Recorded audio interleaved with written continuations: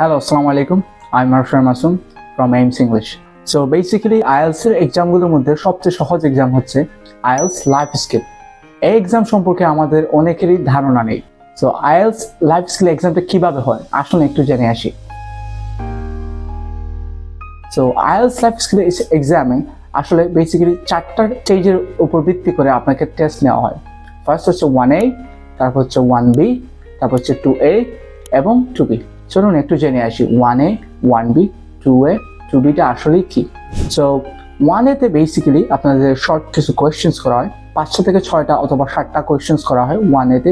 আপনার normal life সম্পর্কে আপনার পার্সোনাল কিছু কোয়েশ্চেন্স করা হয়। যেমন যদি ফর এক্সাম্পলস আমরা বলি what are you doing, what do you do, and what is your favorite food, where do you live in a house or flat, এরকম কোয়েশ্চেন্স।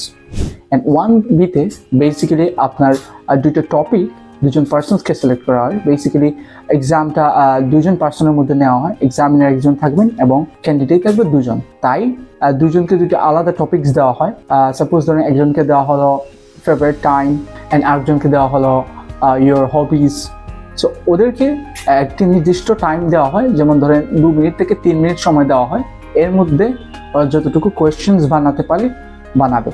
তারপর কি হয়, একজন আরেকজনকে বলা হয় কোয়েশ্চেন্সগুলো আস্ক করার জন্য। তারপর 2A তে আসি আমরা। 2A তে বেসিক্যালি আপনার লিসেনিং টেস্ট থাকে। লিসেনিং টেস্ট আবার দুটি পার্টে বিভক্ত। প্রথম পার্টে 3টি পিকচার দেওয়া হয় ক্যান্ডিডেটসদেরকে। তারপর কি হয়, 2টা অডিও শোনানো হয় এবং অডিও দুটি শুনে তারা গেস করতে হয় আসলে কোন 2টা পিকচার সম্পর্কে বলা হয়েছে। তারপর স্টেজ যেটা 2A তে হয়, সেই স্টেজে দেখানো হয় এক্সামিনার কোয়েশ্চেন্স আস্ক করবে ক্যান্ডিডেট এ এবং ক্যান্ডিডেট বি কে। কোয়েশ্চেন্সগুলো হবে রেকর্ডিং এর উপরে বেস করে। বেসিক্যালি 2টা কোয়েশ্চেন্স থাকে ওইখানে। হয়তোবা ক্যান্ডিডেট এ কে সেকেন্ড রেকর্ডিং শুনে 2টা কোয়েশ্চেন্স আনসার করতে বলা হতে পারে, অথবা ফার্স্ট ক্যান্ডিডেটকে রেকর্ডিং 1 শুনে আপনার 2টা কোয়েশ্চেন্স আনসার করতে হয়। এবং সর্বশেষ যে পার্টটা আছে ওইটা হচ্ছে 2B। 2B তে বেসিক্যালি একটা টপিকস দেওয়া হয়, ওইটার উপর দুজনকে সর্বোচ্চ 3 মিনিট করে স্পিচ দিতে হয়।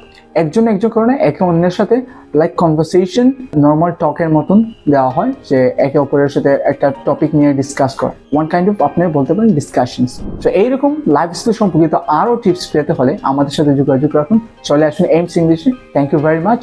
Have a nice day.